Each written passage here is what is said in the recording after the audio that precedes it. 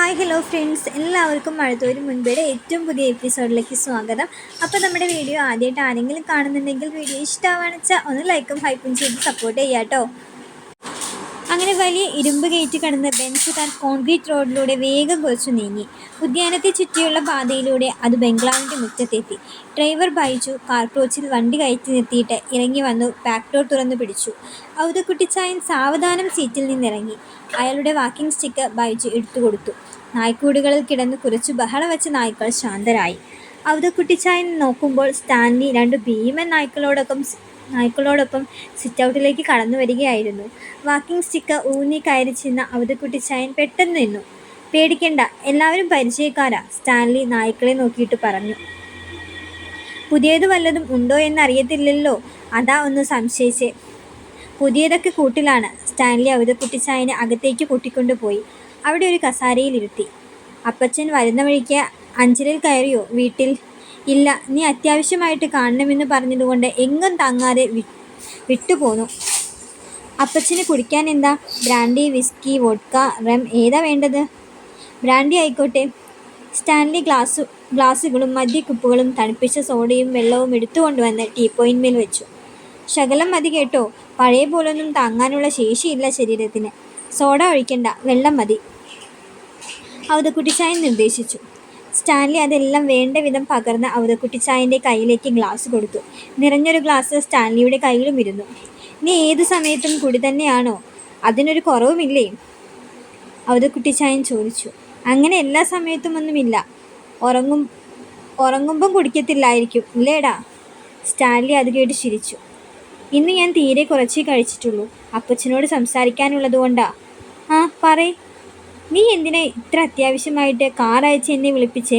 അല്ല, എനിക്കറിയാമല്ലാഞ്ഞിട്ട് ചോദിക്കുവാട്ടോ. നിനക്ക് സംസാരിക്കാൻ എന്താ ഉള്ളത്? അപ്പച്ചൻ തൊണ്ട നനച്ചാട്ടെ. ഔദക്കുട്ടിച്ചായൻ ഒറ്റ വലിക്ക് ഗ്ലാസ് കാലിയാക്കി ടീപ്പോയിന്മേൽ വെച്ചു. കുറച്ച് പഴയ കാര്യങ്ങളാ എനിക്ക് ചോദിക്കാനുള്ളത്. അങ്ങോട്ടും ഇങ്ങോട്ടും ഒളിച്ചു വെക്കാതെ മനസ്സ് തുറന്ന് സംസാരിക്കാനുള്ള സൗകര്യത്തിന് വേണ്ടിയാണ് ഞാൻ ഇങ്ങോട്ട് വിളിപ്പിച്ചത്. അല്ലെങ്കിൽ അപ്പച്ചനെ ഈ വയസ്സുകാലത്ത് ഇങ്ങോട്ട് വരുത്തി ബുദ്ധിമുട്ടിക്കാൻ ഞാൻ അങ്ങോട്ട് വന്നേനി. ഔദക്കുട്ടിച്ചായൻ മകനെ സൂക്ഷിച്ചു നോക്കി. നീ ചോദിക്കടാ. 23 വർഷം മുൻപ് വൈജയന്തി എന്നൊരു പെണ്ണുമായി ഞാൻ സ്നേഹത്തിലായിരുന്ന വിവരം നമ്മുടെ വീട്ടിൽ എല്ലാവർക്കും അറിയാമല്ലോ. കുറേ നാൾ അവർ എന്നോടൊപ്പം ആഗ്രയിലെ ഒരു വാടക വീട്ടിൽ താമസിച്ചിരുന്നു. ഞങ്ങൾ തമ്മിൽ പിരിയുമ്പോൾ അവൾ പൂർണ്ണ ഗർഭിണിയുമായിരുന്നു. ഇതെല്ലാം നിനക്കറിയാവുന്ന കാര്യങ്ങളല്ലേ? ഔദക്കുട്ടിച്ചായൻ നിസാരമട്ടിൽ പറഞ്ഞു. നമുക്ക് പറ്റിയതല്ലായിരുന്നു ആ ബന്ധം. അതുകൊണ്ട് ഞങ്ങളെല്ലാവരും നിന്നെ എതിർത്തു. വൈജയന്തിയുമായിട്ടുള്ള കല്യാണം നടത്തിത്തരാൻ പറ്റില്ലെന്ന് പറഞ്ഞു. അതിനിടയ്ക്ക് നീ അപകടത്തിൽപ്പെട്ട് ആശുപത്രിയിലായി. നീ ആശുപത്രിയിൽ നിന്ന് ഇറങ്ങി അവളെ അന്വേഷിച്ച് ചെന്നപ്പോഴേക്കും അവൾ വേറെ കല്യാണം കഴിച്ച് അവളുടെ വഴിക്കും പോയി. ഇത്രയല്ലേ ഉള്ളൂ സംഭവം. ഇതിനിടയ്ക്ക് ഞാൻ അറിയാതെ ചില സംഭവങ്ങൾ നടന്നിട്ടുണ്ട് അപ്പച്ച.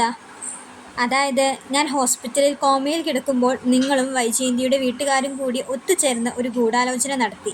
ഞാൻ വേറൊരു പെണ്ണിനെ കല്യാണം കഴിക്കാനാ തീരുമാനിച്ചെന്ന് വൈജയന്തിയെ ധരിപ്പിച്ചിട്ട് എൻ്റെ കല്യാണക്കുറി വ്യാജമായി അച്ചടിപ്പിച്ച് അവളുടെ മുന്നിൽ കൊണ്ടുചെന്ന് കാണിച്ചു. ശരിയല്ലേ?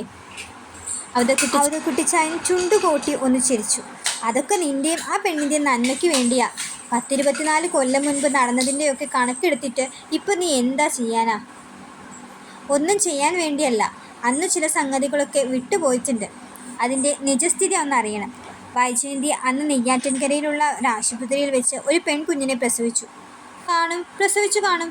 ഗർഭിണിയല്ലായിരുന്നു, പക്ഷെ ചാപിള്ളയായിരുന്നെന്നാ കേട്ടതല്ല, കേൾപ്പിച്ചതെന്ന് പറ. അവൾ പ്രസവിച്ചത് ജീവനുള്ള കുഞ്ഞിനെ തന്നെയായിരുന്നു. നിങ്ങൾ രണ്ടു വീട്ടുകാരും കൂടി അവതരിപ്പിച്ച നാടകത്തിൽ അന്ന് ആ കുഞ്ഞിന് വേഷമൊന്നുമില്ലായിരുന്നെങ്കിലും ഇപ്പോൾ പഴയ നടീനടന്മാരെ തേടി അവൾ രംഗത്ത് വന്നിട്ടുണ്ട്. ഇനി ഏത് വേഷം കൊടുക്കണമെന്ന് തീരുമാനിച്ചാൽ മതി. ഔദക്കുട്ടിച്ചായൻ്റെ നെറ്റി ചുളിഞ്ഞു. കണ്ണുകൾ ചെറുതായി. നോട്ടം തുറിച്ചു. അപ്പച്ചന് വിശ്വാസം വരുന്നില്ല അല്ലേ? ജീവനയോടെ ഉണ്ട് അവൾ എൻ്റെ മകളാണെന്ന് അറിയാവുന്നവരുമുണ്ട്. അന്ന് ഏത് ഓർഫനേജിലേക്കാണ് അവളെ ദാനം ചെയ്തതെന്ന് ഓർമ്മയുണ്ടോ? ഔദക്കുട്ടിച്ചായൻ പതറിപ്പോയിരുന്നു. അയാൾ ഗ്ലാസ് മുന്നോട്ട് നീക്കി വെച്ചു. ഒരെണ്ണം കൂടി ഒഴിക്കാം. ആദ്യം ഇത് പറ, ഏത് ഓർഫനേജിലാണ് കൊടുത്തത്? നമ്മളല്ല കൊടുത്തത്, അവരുടെ ആൾക്കാരാ. ആ പെണ്ണിൻ്റെ ആയിക്കോട്ടെ, എവിടെയാണെന്ന് അറിയാമായിരുന്നോ? ആ, കഴക്കൂട്ടത്തേക്കോ മറ്റോ ഒരു അനാഥാലയത്തിലാണെന്ന് അറിയായിരുന്നു. സ്നേഹനികേതനം ആയിരിക്കും, ഓർക്കുന്നില്ല. ശരി, ഞാൻ എന്തു ചെയ്യണം? നാടകം റിവൈൻഡ് ചെയ്യാൻ പറ്റില്ലല്ലോ. അന്നത്തെ നടന്മാരൊക്കെ ഇന്ന് പല തട്ടകങ്ങളിലാ. കൂട്ടിയോജിപ്പിക്കാൻ വയ്യ. ഇത്രയൊക്കെ ചെയ്ത അപ്പച്ചൻ ഒരു തീരുമാനം കൂടി പറഞ്ഞാൽ ഉപകാരമായിരുന്നു. സ്റ്റാൻലി അവതക്കുട്ടിച്ചായൻ്റെ ഗ്ലാസ്സിലേക്ക് മദ്യം പകർന്നു. അവതക്കുട്ടിച്ചായൻ അനങ്ങാപാറ പോലെ ഇരിക്കുന്നത് കണ്ട് സ്റ്റാൻലിക്ക് സംശയമായി. വിഷയം വിട്ടുകളഞ്ഞുവോ, അതോ മദ്യം തലയ്ക്ക് പിടിച്ചോ? അപ്പച്ചൻ്റെ മറുപടിക്ക് വേണ്ടിയാ ഞാൻ ഇങ്ങനെ നോക്കിയിരിക്കുന്നത്. സ്റ്റാൻലി അക്ഷമനായി. അവതക്കുട്ടിച്ചായൻ ഒന്നനങ്ങി, മുരടനക്കി. ഞാൻ ആലോചിക്കുമായിരുന്നു.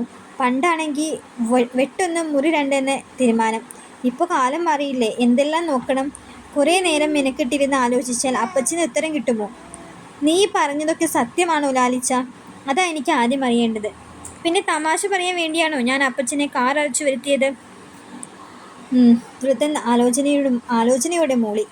ഇപ്പം എവിടെയുണ്ടാ കുട്ടി? ഒരു വീട്ടിൽ വേലക്കാരിയായി നിൽക്കുന്നു. ഏതു വീട്ടിൽ? അതൊക്കെ ഞാൻ പിന്നീട് പറയാം. അവൾ നിന്റെ മകളാണെന്ന് ആർക്കൊക്കെ അറിയാം?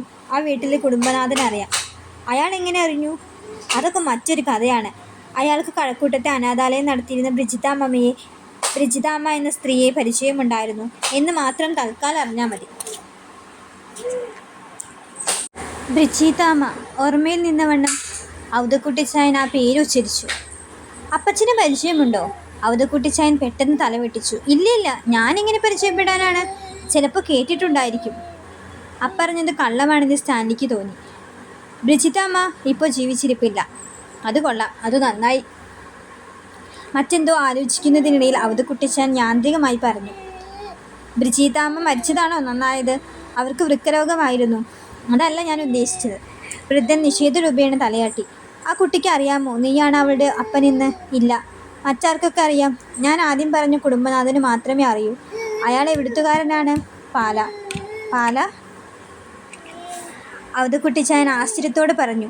അവിടുന്ന് ഒരാൾ ഒരു കാറിൽ പുനലൂർ വന്ന് എൻ്റെ അടുത്ത് നിൻ്റെ അഡ്രസ്സും ഫോൺ നമ്പറും ചോദിച്ചു. ബിസിനസ്സുകാരനാണെന്നാ പറഞ്ഞത്. അയാളുടെ പേര് ഞാൻ മറന്നു. ബാലചന്ദ്രമേനോൻ. അങ്ങനെ എന്തോ പേരാ. നിൻ്റെ പഴയ കൂട്ടുകാരനാണെന്നും ആഗ്രയിൽ വെച്ചുള്ള പരിചയമാണെന്നൊക്കെ പറഞ്ഞു. നീയും ആ പാലക്കാരി പെണ്ണുമായിട്ടുണ്ടായിരുന്ന ബന്ധത്തിൻ്റെ കാര്യം എടുത്തു പറഞ്ഞു. എന്താണ് സംഭവം? 2-3 ദിവസം മുൻപാ. നീ ആ പാലക്കാരി പെണ്ണിനെയല്ലേ കല്യാണം കഴിച്ചതെന്ന് എന്നോട് ചോദിച്ചു. ഞാൻ പറഞ്ഞു അല്ലെന്ന്. ആ പെണ്ണ് ഗർഭിണിയായിരുന്നല്ലോ. അവൾ പ്രസവിച്ചെങ്കിൽ ഇപ്പോൾ 10-24 വയസ്സുള്ള ഒരു കുട്ടി കാണുമല്ലോ എന്നെല്ലാം അയാൾ സൂചിപ്പിച്ചു. അപ്പച്ചൻ്റെ അടുത്ത് നിന്ന് അഡ്രസ്സും വാങ്ങി അയാൾ നേരെ ഇങ്ങോട്ടാണ് വന്നത്. എന്താ അയാളുടെ ഉദ്ദേശം? ആ പെൺകുട്ടിയെ വെച്ച് വിലപേശാനാണോ? വിലപേശലൊന്നുമില്ല. ഒന്നുകിൽ ഞാൻ അവളെ മകളായി അംഗീകരിച്ച് സ്വീകരിക്കണം, ഇല്ലെങ്കിൽ ഒരു ഉപദ്രവത്തിനും വരില്ല. ഒരു മകൾ എനിക്കുണ്ടെന്ന് അറിയിക്കുക, സ്വീകരിക്കാൻ തയ്യാറാണെങ്കിൽ ഏൽപ്പിച്ചു തരിക, അത്രയുള്ളൂ. അതിലെന്തോ ഒരു ഒത്തുകളിയുണ്ടല്ലോ. മകളാണെന്ന് അംഗീകരിച്ചിട്ട് ഓഹരി ചോദിക്കാനാണോ? അതിന് എൻ്റെ അംഗീകാരം വേണ്ടല്ലോ. പിതൃത്വം തെളിയിക്കാനുള്ള മാർഗങ്ങളൊക്കെ ഇന്നത്തെ കാലത്തുണ്ട്. നീ അയാളോട് എന്തു പറഞ്ഞയച്ചു? എനിക്ക് ആലോചിക്കണമെന്ന്. ശല്യത്തിനൊന്നും വരുന്നില്ലെങ്കിൽ ഒഴിവാക്കുന്നതല്ലേ നല്ലത്. നിനക്ക് അങ്ങനെ ഒരു മകളില്ലായിരുന്നു. ഇത്രയും കാലം അറിഞ്ഞിട്ടുമില്ല, ഇനി അറിയും വേണ്ട. അത് അപ്പച്ചൻ്റെ ന്യായം. അപ്പനും അമ്മയും ആരെന്നറിയാതെ അനാഥാലയത്തിൽ വളർന്നു പ്രായമായ മകളുണ്ട് എന്ന ഓർമ്മ എനിക്കൊരു മനസാക്ഷി കുത്താണ്. നിന്റെ അടുത്ത് വന്ന് പറഞ്ഞവൻ സത്യമാണ് പറഞ്ഞതെന്ന് നമുക്ക് തീർച്ചയില്ലല്ലോ. സത്യമാണെന്ന് എനിക്ക് ബോധ്യമായി. അവതക്കുട്ടിച്ചായൻ അല്പനേരം ചിന്താധീനനായിരുന്നു. ലാലിച്ച, നിന്റെ ഈ പ്രായത്തിൽ ഒരിക്കലും തീരാത്തൊരു മനസ്സമാധാനക്കേട് ഉണ്ടാക്കണോ? നിനക്ക് കല്യാണത്തിന് മുൻപേ ഒരു മകളുണ്ടെന്ന് സ്ഥാപിച്ചതുകൊണ്ട് ആർക്കാ ലാഭം? നിനക്ക് എന്തെങ്കിലും നേട്ടമുണ്ടോ? മനുഷ്യരുടെ മുൻപിൽ നിന്റെ വില ഇടിയും. നിന്റെ മക്കളുടെ മുൻപിൽ നീ തരം താണു പോകും. അപ്പച്ചൻ പറയുന്നത് ശരിയാണ്. പക്ഷേ എന്തു പക്ഷേ? ഇപ്പം തന്നെ നിനക്ക് ആവശ്യത്തിനും മിച്ചം പ്രശ്നങ്ങളുണ്ട്. സൗകര്യം കിട്ടാൻ വേണ്ടി നീ ഈ തോട്ടത്തിൽ വന്ന് ഒറ്റയ്ക്ക് താമസിക്കുന്നതെന്ന് എല്ലാവർക്കും അറിയാം. ഇനി ഇതിൻ്റെ അപ്പുറത്തെ സൗകര്യക്കേട് കൂടി വലിച്ചു വെക്കണോ? അതൊക്കെ ശരിയാണ്. പക്ഷെ എൻ്റെയും വൈജയന്തിയുടെയും ചോരയിൽ ജനിച്ച കുട്ടി ഒരു അനാഥാലയത്തിൽ 23 വർഷം, അതും പെൺകുഞ്ഞ്. 2-3 ദിവസമായി ഞാൻ അത് തന്നെ ആലോചിക്കുക. നമുക്കൊരു സമാധാനം കിട്ടണ്ടേ? നിനക്ക് മക്കളില്ലായിരുന്നെങ്കിൽ പിന്നെ പോട്ടെന്ന് വെക്കായിരുന്നു. ഇതിപ്പം ആവശ്യത്തിന് മിച്ചവും ഉണ്ടല്ലോ. പെണ്ണിന് പെണ്ണ്, ആണിന് ആണ്. എന്തിൻ്റെ കുറവാണ് നിനക്ക്? ഇനിയിപ്പോൾ കല്യാണത്തിന് മുൻപത്തെ ബന്ധത്തിൽ പിഴച്ചുണ്ടായ ഒരെണ്ണത്തിനെ കൂടി കൊണ്ടുവന്നിട്ട് എന്താ ചെയ്യാനാ? പിഴച്ചുണ്ടായത് നിങ്ങളുടെ കണ്ണിൽ കൂടി നോക്കുമ്പോഴാണ്.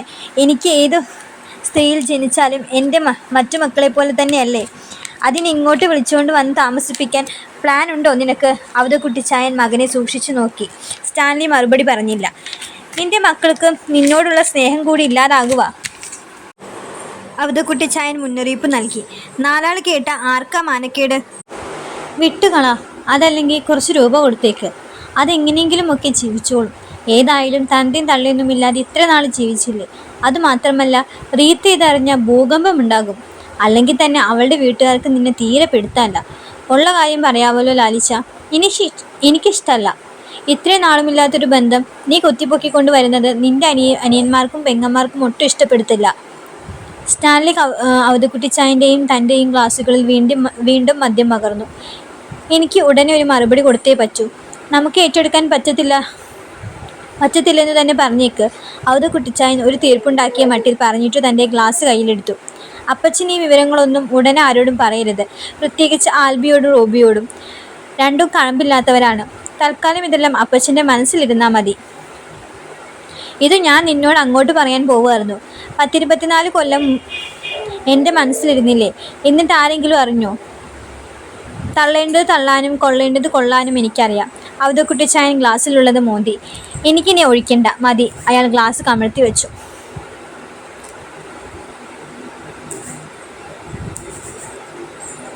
അങ്ങനെ സ്റ്റാൻലി അലീനേനെ ആ വീട്ടിലേക്ക് കൊണ്ടുവരുന്നതിന് തീർത്തും എതിർത്തിട്ടാണ് അവധക്കുട്ടിച്ചായൻ ആ വീട്ടിൽ നിന്ന് പടിയിറങ്ങുന്നത് കേട്ടോ. അപ്പോൾ ഇത് വരാൻ പോകുന്ന ഏറ്റവും പുതിയ എപ്പിസോഡാണ്. വീഡിയോ ഇഷ്ടമാണെന്ന് വെച്ചാൽ എല്ലാവരും ഒന്ന് ലൈക്ക് ചെയ്യണം, സബ്സ്ക്രൈബ് ചെയ്യണം. താങ്ക്